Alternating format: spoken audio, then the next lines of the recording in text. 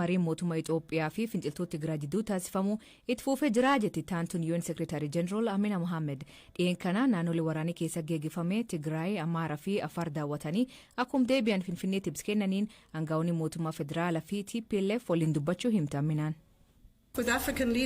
Gaggeessitoonni Afrikaa mootummaa Itoophiyaa fi gaggeessitoota biroo waliin dubbachuu itti fufaniiru. Anis har'a dirreerran ture. Ergamaan addaa gamtaa Afrikaa Olusegun Obasanjo har'a Affaar kaleessa immoo Tigraay turan. Eeyyeen kanaaf mariin itti fufeera. Walgaarreeffannaan ji'oota muraasaan dura ture amma gadi bu'eera.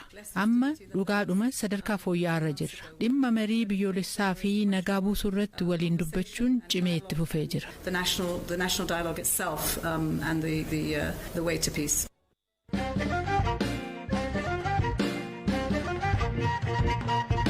Oduu biraatiin manni murtii waliigal federaalaa irraa galmee Koloneel Gammachuu Ayyaanaa facufuu abukaatoon isaanii mirkaneessan. Asiin dura manni murtii olaanaa federaalaa bilis jedhe gadhiisee adoo gad hin dhiifamiin haaf amma immoo qaamisi dhimbeenuu jechuun adoo gad hin dhiifamiin galmeen isa cufamu. Kun waan takka hin dhaga'iim ka jedhu abukaatoon isaanii keessa tokko ta'e obbo Tuulii Baay'isaa oolmaarraa akkanaan hima. Manni murtii warra seeraalee isaanii dheeraa tarkaanfii fudhatee jalallee gallachiisoo osoo qabu sana osoo hin godhin galmee cufee jira falmii itti fufuu dandeenyu qofa abbaan alangaa immoo maaliif akka isaan hidhaman qoratee gabaasa naafaa dhiyeessuu jira. Abbaan alangaa ofii isaatii hidhee jira. Namuma hidheen qoradhu naa dhiyeessu jechuun waan bu'aa qabu miti haa ta'u garuu galmee cufamee jira.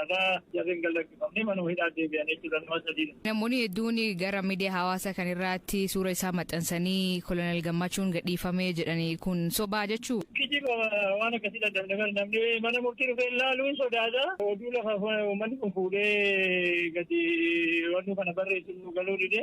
Hin kijibanii. Ganaa ofii keenya achi oollee baanee maaltu dhalate jennee deemnee dhannee mana dhaggaafannee mallee Koloneel Gammachuu daqiiqaa 30 duraan ilaallee jira. Kana ilaala jira wanta akkasii illee. Mani murtii akkamiinree galmee isaa cuuf ka'es gad hin dhiisin? Dogoggoraan jedhee bari manni murtii galmee cufuun akka keenyatti nuti fudhanne sana itti dolle fufanii jiranii yeroo yaa'udhaan nyaan jedhe maal gootaan itti waan nama himuufillee nama hubachiisuufillee nama. Kun beekamaa asiin dura mani murtii takka galmee cufe ka namni kun bilis ta'ee gad hin dhiifamin?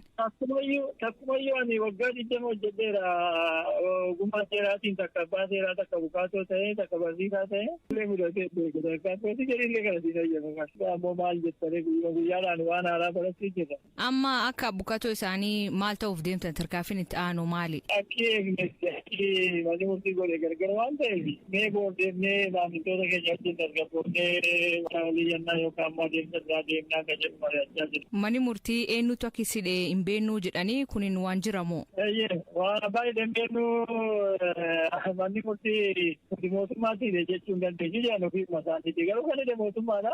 Kana qulqulleessu filaa ga'ee mana murtii ture. Abbaan alangaa warra Oromiyaatti jedha garuu immoo qabatamaan kan hidhee jiru immoo poolisii federaalaati. Am galmeen cufam ka isaa qof moo ka Abdii Raggaasaa faalleen kanu? Waan Abdii Raggaasaa bilisa ta'ee ta'a bareedeetti bo'annoo kan ta'a deemsa iyyuu hin qabu inni erga bilisa jedhamee. Ayyee ulfaadhu obbo Tuulii. Ayyaa ta'e nagaan.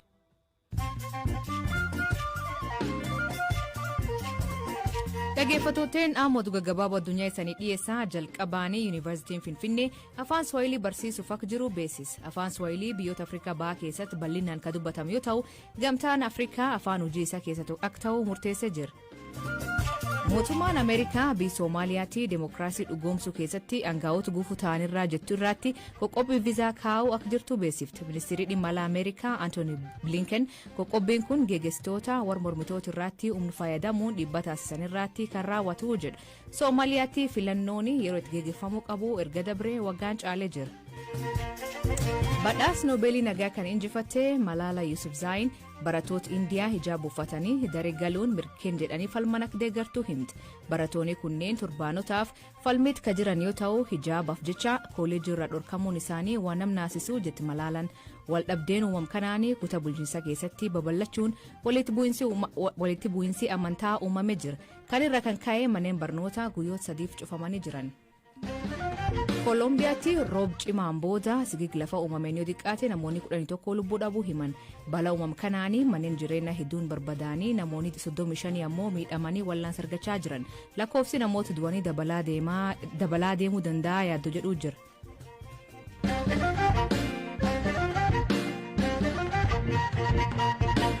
Naannoo Amaaraa godin Kib Gondariitti hidhatoonni haleellaa man hidhaa godinicha jiran irratti raawwataniin hidhamtoota 139 miliqsanii meeshaa waraanaa saamuu odeeffan. Haleellaa kan hordofee man hidhaa aanicha keessa jiru sirreeffamtoonni seeraa miliqfamuu fi saamichi raawwatamuu bulchaan itaana godinichaa Xilaa'uun Dajanee BBC'tti.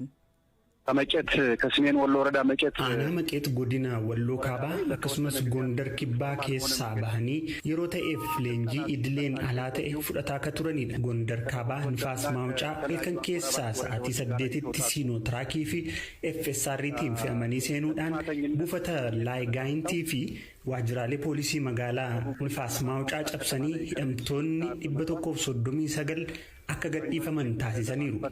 Meeshaalees saamanii poolisoota 3 madeessaniiru.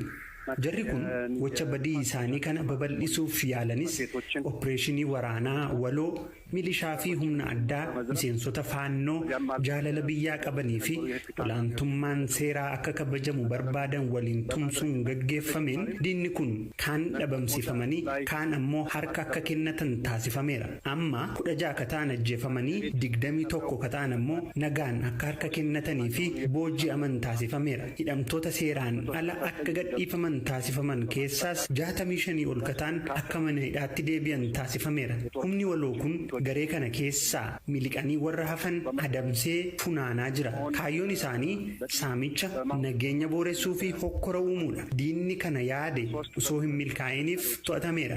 Amma haalli jiru tasgabbaa'eera. ዞናችን ሰላም ባለበት ሁኔታ ላይ እንዳለ ሆኖ ኮሚሽነሪን ኮሚሽኒ ፖሊስ Amaaraa Takolla Ayfokiru eenyummaa hidhattoota leellaa kan raawwatanii ilaalchisee dubbatu gochicha kan raawwatan fannoo adoon taane garee gurmaa'ee maqaa fannootiin daldaluu jedhu. Dargaggoonni hidhatan bakkeewwan garaagaraa akka Walloo Kibbaa, Laallibalaa, Laastaa akkasumas Gondor Kibbaa keessaa babbahan faannoodha jedhan kana raawwataniiru. Wanti ta'e garuu faannoo kan bakka bu'u miti. Mana hidhaa irratti rukaasa wal irratti banuun hidhamtoonni akka bahan taasisaniiru.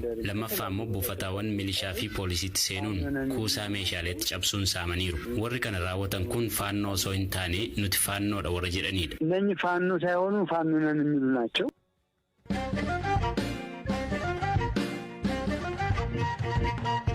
Xumuraanii Itoophiyaa keessatti dhimoota biyyaalessaa fi tokkummaa biyyaalessummaa irratti mariin biyyaalessaa gaggeeffamu koomishinii hundeessuun ifoomee jira. Dhiyeenya kana manni maree bakka bu'oota uummataa namoota kaadhimaman 42 keessaa namoota 11 filatee ture. Manni maree kun yookiin mareen kun qaamuun dirmaachisee gaggeeffamuu qabaa yaada jedhu paartileen hedduun ibsaa turan. Haa ta'u malee addi bilisummaa Oromoo agammaa waamicha hin argannee jedhu dubbii himaan isaanii Lammii Gammachuu. Waanuma marii kanaayyuu anammaa akka jaarmiyaatti waan beeknu hin qabnu waan nu hubatamuu qabu. Akka jaarmiyaatti mariin kun tariitii mariima ofii isaanii godhataa jiran ta'uu danda'a. Kun immoo jaarmiyaan tokko of danda'ee godhachuu danda'a. Marii mootummaan ofiin godhatu ofiif godhataa jiru ta'uu danda'a. Kana keessa waan an beeku hin qabu diiteelii isaa waan an ta'eef mariin siyaasaa akka barbaachisu ni amanna. Garuu waan marii hamma ta'ee koomishinii hamma filamee jedhu kanarraatii waan quba qabnu hin qabnu jechuudha. Yoo waamichi isinii taasifamuu baatellee waan amma mootummaan gochaa jiru adeemsa marii biyyoolessaa amma mootummaan qopheessaa jiru kanarratti yaada akkamii qabdu isin? Dhaabumti keenya hoogganoonni isaanii haala akkamii keessa jiru maal keessa jiru jedhu ifaadha uummanni Oromoo kan beekudha. Kanaafuu armaan dura inumaayyuu mariin siyaasaa haa ta'u jedhee kan irratti hojjetaa turee fi waamicha godhaa kan ture adda bilisummaa Oromoo fi dhaabbilee fakkeenyaaf akka Koongirees Federaalistii Oromoo fa'aa ture. Kanaaf waan haaraa waan nu ajaa'ibu miti garuu dura waan hojjechuu qabnuuf dubbachuu qabnu dubbanneerraa kanuma jechuudha. Adda bilisummaa Oromoo uummata Oromootaan bakka bu'ee ka jedhee marii biyya kana keessatti ta'urraa qooda fudhachuu dhabuun keessanii miidhaa akkamii qaba? Mariin haala qabaa, akka qabaa. Muuxannoo biyya eessaa keessattuu mariin ulaagaadha qaba. Ulaagaa isa kamiin akka mariin kun gaggeeffamaa jirus maricharraatii gadi fageessinee waan hin beekneef irratti dubbachuun ni ulfaata. Garuu uummata Oromoo bakka bu'uurratti miidhaa tasa ni qabaata jennee yaadnu.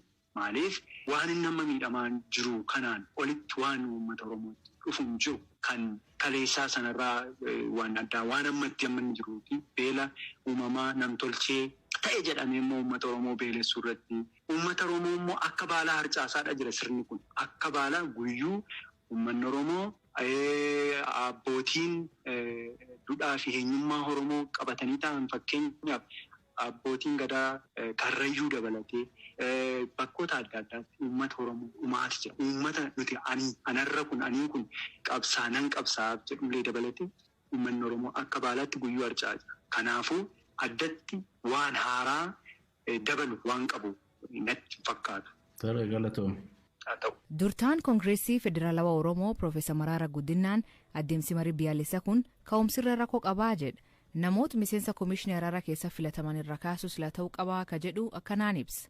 Namoota sana ta'uu dhiisuu miti. Namoonni sun attamitti dhufanii attamitti deemuu danda'u garee maaltu isaan fide attamitti dhufanii maal gochuu danda'u garee lachuurraa kan adda ta'e garuu paartiitti dhufee waan akkatti hojjetu.